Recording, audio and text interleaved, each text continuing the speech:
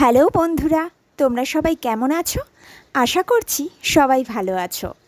তো আজকে আমি তোমাদের জন্য আবার একটি নতুন রেসিপি নিয়ে এসেছি, আর সেটি হলো হায়দ্রাবাদি বাগারেখানা রান্না। তো এই রান্নাটি শিখতে গেলে আমার সঙ্গে অবশ্যই থাকতে হবে এবং পুরো ভিডিওটি দেখতে হবে। তো সম্পূর্ণ ভিডিওটি স্কিপ না করে স্টেপ বাই স্টেপ দেখে নাও এবং শেষে লাইক, শেয়ার এবং সাবস্ক্রাইব করতে ভুলো না। চলো দেখে নেওয়া যাক। বাগারেখানা বানানোর জন্য আমি এখানে নিয়েছি দুটো তেজপাতা, দারচিনি, এলাচ, লবঙ্গ এবং জিরে। এখানে জিরের পরিবর্তে তোমরা সাহাজিরেও ব্যবহার করতে পারো, আমি এখানে জিরেই ব্যবহার করছি। আর এদিকে নিয়ে নিয়েছি পেঁয়াজ কুচি। এতটা পেঁয়াজ কি লাগবে? মাংসতে দেবো, অল্প পেঁয়াজ কুচি। এতটা পেঁয়াজ কুচি লাগবে না, এখান থেকে কিছুটা চিকেনেও যাবে, একসঙ্গে আমি করে রেখেছি। আর নিয়েছি কারি পাতা, ধনে পাতা, আর নিয়েছি পুদিনা পাতা। এগুলো কেটে আমি নিয়েছি। এবার সোজা চুলায় যাওয়ার জন্য আমি এখানে একটা গামলা বসিয়ে নিয়েছি। যদিও আজকে রান্না আমি করছি না, আজকে রান্না মা করছে। মা আমাদেরকে শেখাচ্ছে বাগারেখানা রান্না করা। এখানে গামলাটা গরম হয়ে গেলে নিয়ে নেওয়া হলো সামান্য পরিমাণ তেল। এখানে রিফাইন্ড অয়েল ইউজ করা হয়েছে। এটা এই তেলই ব্যবহার করতে হবে, রিফাইন্ড তেলই ইউজ করতে হবে।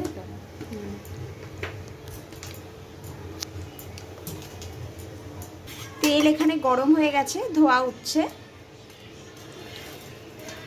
তেল গরম হয়ে যাওয়ার পরে দিয়ে দেওয়া হলো কি মা? সাজিরা দিতে হয়। আমি জিরা রয়েছে, সাজিরা আমার কাছে নেই। জিরেটা দিয়ে দেওয়া হলো। এবার দেওয়া হচ্ছে পেঁয়াজ কুচি, থোড়া পেঁয়াজ কুচি।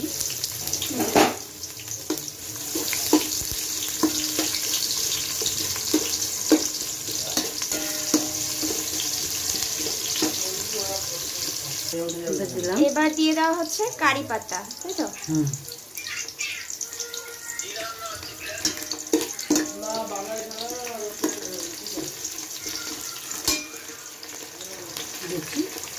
এবার দেওয়া হচ্ছে কি?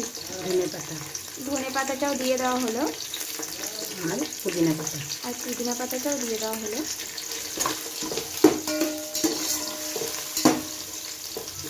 পেঁয়াজটা লাল লাল হবে। যারা ঝাল খেতে পছন্দ করো তারা এখানে কাঁচা লঙ্কার ব্যবহার করতে পারো। আমরা আজকে ঝাল দিইনি, এই জন্য আমরা কাঁচা লঙ্কার ব্যবহার করিনি, তো তোমরা অবশ্যই করতে পারো। পুদিনা পাতা। এবার দেওয়া হলো তেজপাতা,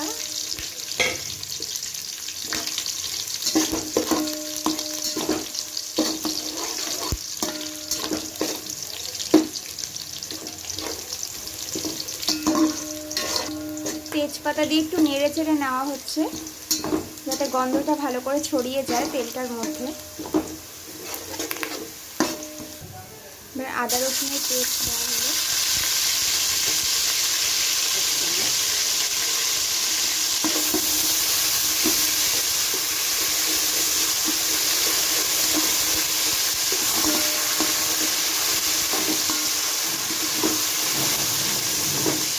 ভালো করে নেড়ে চেড়ে নিতে হবে যাতে কাঁচা গন্ধটা চলে যায় আদা রসুনের।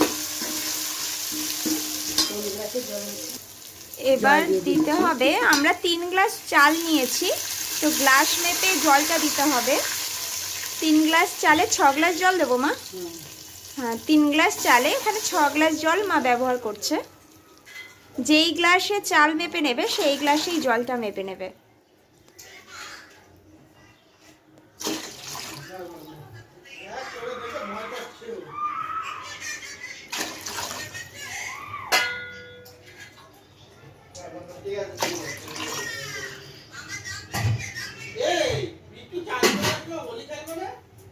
দিচ্ছি পরিমাণ মতো লবণ। এবার পরিমাণ মতন লবণ দেওয়া হচ্ছে।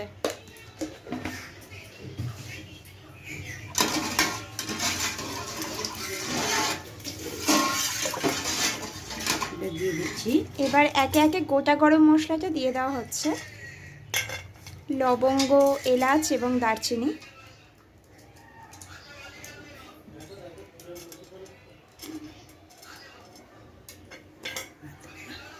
ঢেলে দিচ্ছি। এবার ঢেকে রাখা হচ্ছে জলটা ফোটা অবধি নাকি? জলটা ফোটা অবধি। ও, এই যে আগে থেকে আমি চালটা ভিজিয়ে রেখেছিলাম প্রায় 1 ঘন্টার মতো। চালটা জল ছেঁকে নিচ্ছি ভিজিয়ে নিয়ে। আমাদের জলটা মনে হয় ফুটে উঠেছে, এবার ঢাকনাটা উঠিয়ে নেব। হ্যাঁ, জলটা ফুটছে। এবার চালটা দিয়ে দেবো। এবার আমি যে আগে থেকে ভিজিয়ে রেখেছিলাম সেই চালটা এর মধ্যে দিয়ে দিচ্ছি।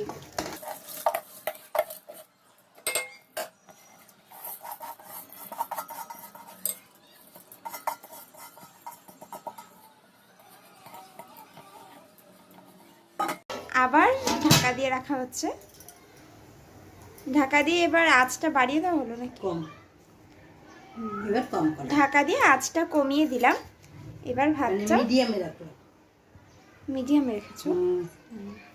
ভাতের সম্পূর্ণ জল শুকানো অবধি আমাদের ওয়েট করতে হবে এবং মাঝে মধ্যেই খুলে দেখে নিতে হবে জলটা কতটা শুকিয়েছে। তো দেখো আমাদের ভাতের জলটা অনেকটাই শুকিয়ে এসেছে। তো নেড়েচেড়ে নিলাম ভাতটা ভালো করে এবং দেখো রেডি হয়ে গেছে আমাদের আজকের রান্না বাগারেখানা। তো তোমরা খুব সহজেই বাগারেখানা বানিয়ে খেয়ে ফেলতে পারো। দেখো কেমন লাগে এই রেসিপিটা, আমাকে কমেন্ট করে জানিও এবং ভালো লাগলে অবশ্যই একটা লাইক করো। Thank you.